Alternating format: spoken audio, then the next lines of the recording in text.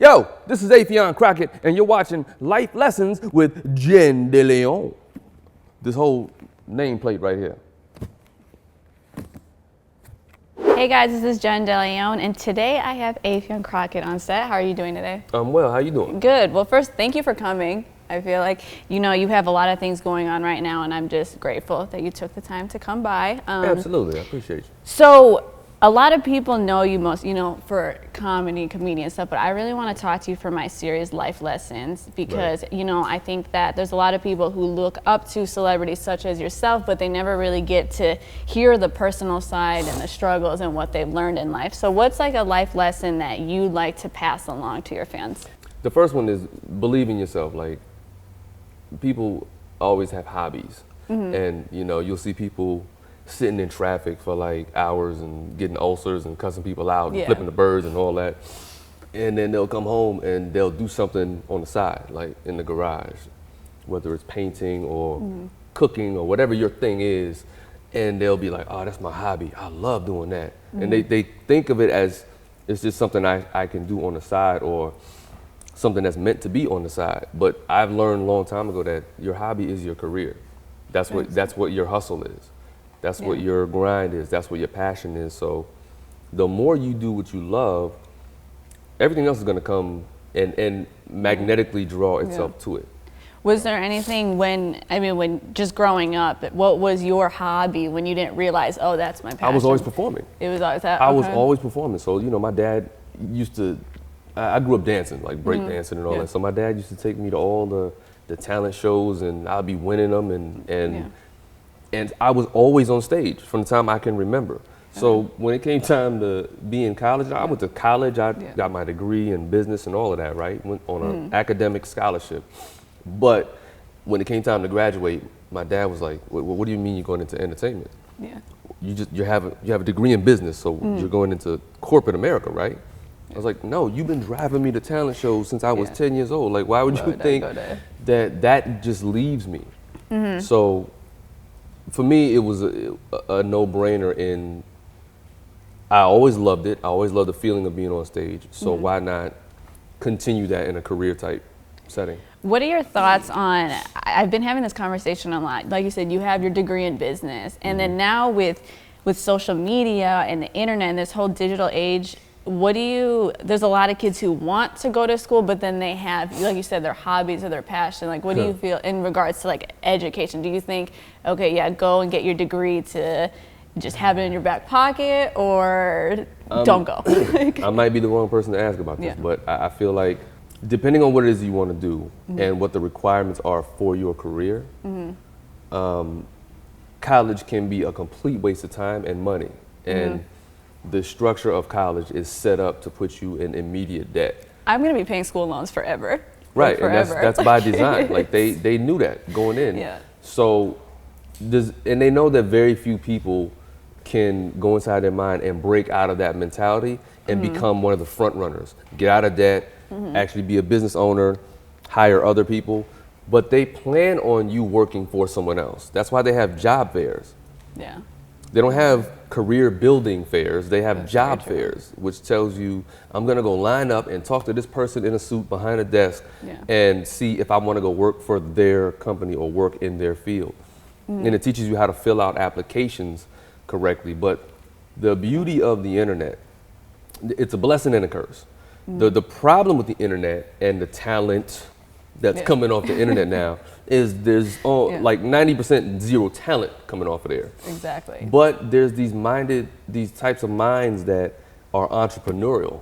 So they figured out a way to take those numbers and those eyeballs and to monetize them and to create a business. And it's kind of genius because they're creating a business from nothing. Yeah, just followers and how the fuck can you get rich from doing nothing? That's what's so brilliant and hurtful about it at the same time. Yeah. Because now the bar is, there's no bar. Like there's no standard anymore.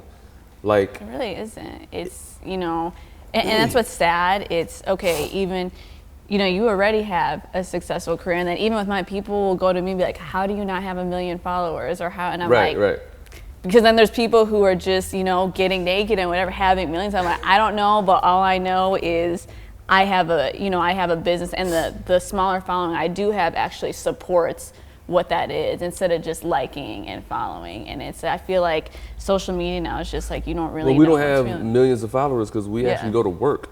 Yeah. You know, That's true.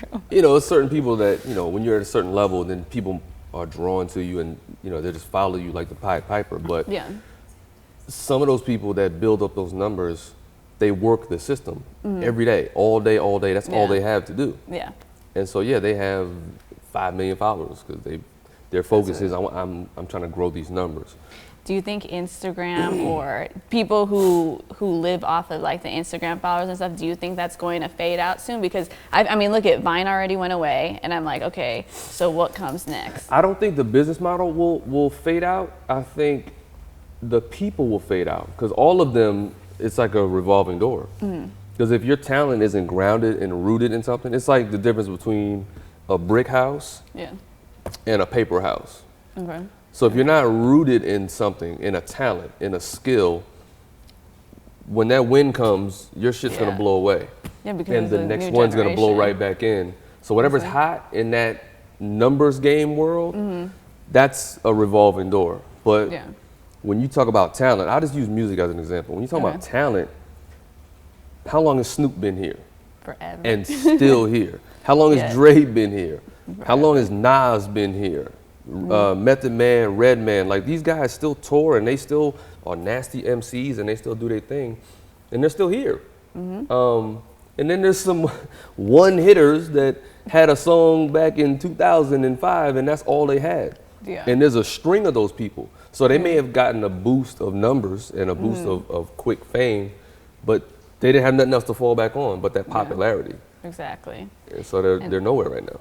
And that's the thing, I think that sometimes people are looking for, you know, a one hit, you know, or that overnight success. And I try to say that too. I'm like, don't do that, because if you blow up for one thing, you're kind of stuck as, oh, that's the person that did that song or that dance. I'm like, so then what do you have right after that? What do you have? So, exactly. Okay, well, I like that first life lesson. You said you that. What's your next one? Learn a talent. Have talent and learn a skill. Let me rephrase that. Have some goddamn talent and then learn a skill to harness that talent. Okay, so that's life lesson number 1. Okay, next one. No, the first one was the hobby. Okay. Make your hobby your career. Okay. Because wherever your passion is, that's what's going to fuel you. You know, I always say I can lose sleep over what I do because I'm always just up thinking, and like, oh man, that'd be a dope idea, or that'd be a dope joke, or whatever, a dope movie idea or character. If you looking at the clock, and like, man, when am I gonna get out of here? That's not what you're supposed to be doing. That's a good one. Is that like lesson number 3? I'm spitballing here, guys. No, that is true. And okay, so what do you think is the reason that people stay in the jobs where they are checking their time and they're like, I don't want to be here? Fear of just not being able to make it. Fear of, again, we were taught to go work for somebody else. That's what college and high school is all about. So if you don't know that the real method or the real foundation is to create for yourself, you will fear that because you don't know how to do it. You know how to fill out an application. You know how to go do a job interview because it's kind of set up for you to do that. But do you know how to start a business?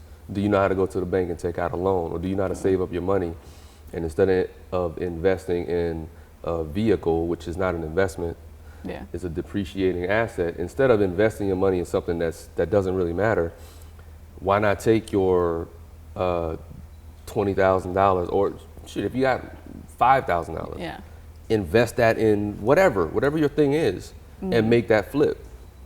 What's when you said have talent learners, so what's a skill that you have that most people wouldn't know that you had, but you applied that into your business and your career? I would be here for a little while, I'm telling you. And it's not braggy, it's just, I'm a kid that, I have a wild imagination and I have vision. So when I see things, I want to get them completed. So when I first got to LA or when I first started in entertainment, I would call people and be like, hey man, can you help me edit this idea? Can you help me shoot this idea? Or can you help me produce some music to underline and score this idea? Yeah. And people will hit you with them excuses like, oh man, I gotta tie my shoes today, bro. I ain't got time, man. I gotta go pick up my grandmom's from the park. Like, really? So I ended up learning all these skills. So I'm literally like a one-man studio. Yeah. Like, you got all these brothers in here and sister right here. I do all this at the crib. Yeah. So I'll shoot it myself, I'll edit it, I'll get on the Reason and my drum machine and produce the music and score it. I'm an actor, so that's a skill. I do voices, that's a skill. I take those voices and do voiceovers, that's another skill. Yeah. So it's just all a bunch of, they're all under the same passion umbrella, but I just learn to do different things. Okay, so we touched on, the first part, business and having talent, learning different skills. So what about, there's people who just want to be famous. You just hear people say, I just want to be famous, but it's like, what's a life lesson when it comes to that, dealing with fame and, having that status? It's like a gun, man. If you put the gun in the wrong hand, the person behind it can do a lot of damage. So the person that has too much fame or too much access and status, you can abuse that in many different ways, whether it's drugs and alcohol, or whether you're just a shitty person to people and you have all this access and you're treating people like dirt and you have a God complex, as opposed to the person who, I've met some really, really famous people who are the most down to earth. They don't walk around with no security. They're really friendly. And then I'll see a motherfucker that has 10,000 Instagram followers and they're walking around with shades on at night. It's like, why? Yeah. And they treat people like shit. So, I forget what the question was. I went on a tangent. Oh, the life lessons for someone that, wants to be famous. Oh, yeah. If you want to be famous, you're basing your ambition on the wrong thing. You're basing it on something that's fleeting. Because there's a lot of people that are famous or were famous, and then it cools down. And when it cools down, do you know how to deal with that? Because if fame is your goal, it's gonna go. Yeah. Like it's you can look throughout time. Anyone who was famous, it dies down to some degree. And again, if that's what you're holding on to, and you start dropping, are you gonna know how to handle that drop? Exactly. So the key is to just be a human being and do what you love. Let fame be just a byproduct of what you love, and that can come and go. Okay. It's like a leather jacket. Yeah. You could love that leather jacket. You could be like, man, this is the dopest fucking leather jacket ever. Yeah. But a couple seasons from now, that shit's gonna not fit you the right way. And are you gonna be so emotionally attached to that leather jacket that when you gotta give it away or when it's ripped, you're gonna cry over it and be depressed? Fame is a leather jacket. Life lesson number whatever. I think that's 3 or 4. I don't know what it is. Another thing I want to talk to you about, you're very open and talk about your faith and God, and I love that because there's a lot of people that don't. You do that too. Yes. Yeah. So it's, especially in this industry, you don't hear that a lot. And I get a lot of comments where I've had people in the industry lately actually say like, hey, you should probably tone down on talking about God and faith because big brands and stuff don't like that. I'm like I didn't know, what to say. Ain't no brand bigger than God. Exactly. So let's talk about, do you have any, well, I'm sure you do because, you believe in God and you have faith. What's a really good faith story you had where it was like taking a risk at something, but that there was no other reason other than God for why that opportunity or that blessing came? I mean, me moving to LA to pursue acting. Okay. No one in my family has ever been in this industry. I was a kid in Fayetteville, North Carolina with a dream. Yeah. I just believed that I could do it.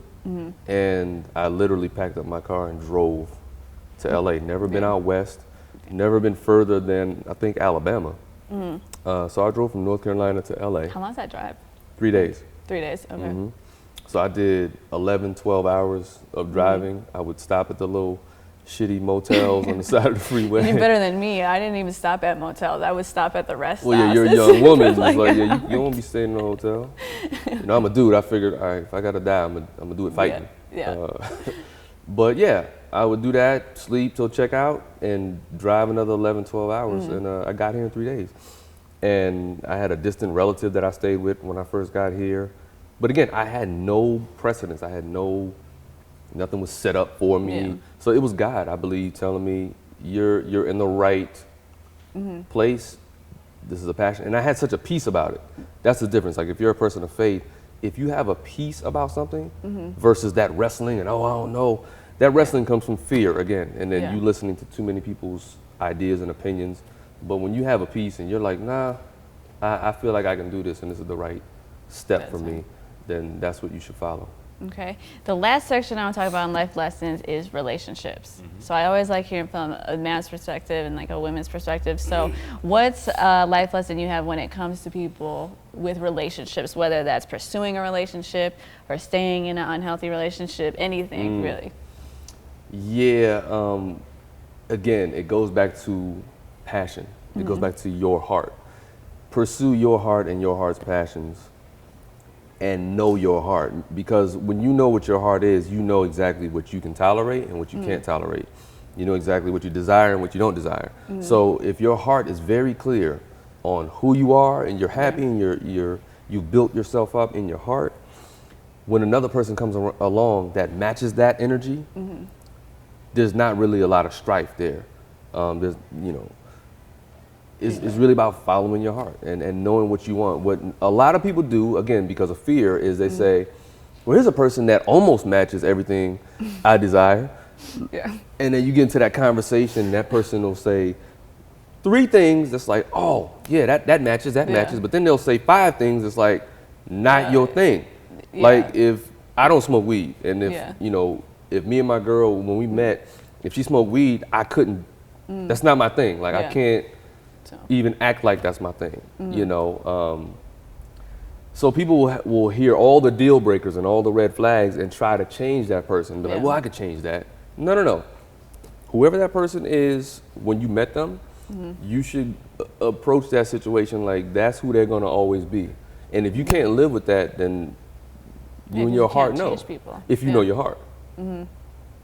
So do you think, what's the best way to even know your heart really? Because it's like, I think you gotta spend a lot of time with yourself. Exactly. And with God. You have to do it. Like people are in such a rush to be with somebody that they don't take that time to themselves, and they end up with the wrong 20 people or whatever your number is. Right? I ain't judging nobody, but and that's in sex, in drugs, whatever. Like there's always a void that we all have, but if you don't take time to recognize what that void is and what can fill that void in a healthy way, you'll keep repeating yourself with the wrong people, and then you'll get confused because every time you're with somebody, you take on a piece of that person. Exactly. So now you got all these personalities, pieces of personalities building up on top of the heart that you don't even fucking know. Exactly. You don't even know your own heart, and now you're trying to guess, well, is that from me, this thought and this notion? No, that's from the person before the person you slept with last or dated last. Have you read Devon Franklin and Megan books? I haven't read it, but I'm very familiar. Yeah, so well, that's one of the things they said. They said whether you like it or not, whoever you sleep with, they're a part of your future, and there's nothing you can do about it. And it's like, that was a scary when I was like, oh, I'm like, that's really like scary to think about, because it's like But you can, I mean, again, you're a woman of faith. You can consecrate yourself and ask forgiveness, and God can take all that away. He can make your soul whole again. Yeah. So it is very true what Devon said. Anytime you sleep with somebody, that's a soul exchange. That's just what it is. But there is it's like, again, I'll use drugs as an example. You can take drugs for 10 years, but there is a cleansing process that your body can go through to get rid of those drugs. Hopefully it's not too late and you didn't do too much damage to your organs, but you can cleanse your soul of those people from the past too. Okay. Well, thank you so much for all your life lessons. I think that it's awesome to hear that from you, because like you said, you're in entertainment and you're doing a lot of comedy stuff that I don't think a lot of people would know that side of you unless you actually were able to open up about it. Well, I appreciate you letting me, drop some serious knowledge on the people today. Okay, thank you.